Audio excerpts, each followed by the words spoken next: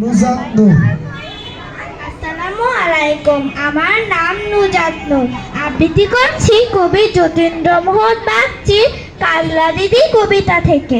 বাঁশবাগানের মাথার উপর চাঁদ উঠেছে ওই, মাগো আমার শোলক বলা কাজলা দিদি কই?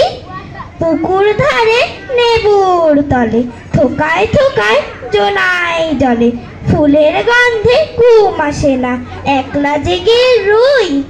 মাগো আমার কোলের কাছে কাজলা দিদি কই?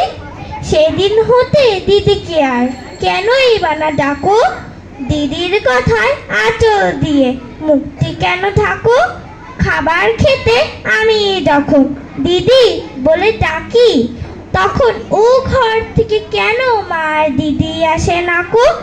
আমি ডাকি তুমি কেন চুপটি করে থাকো? সবাইকে ধন্যবাদ।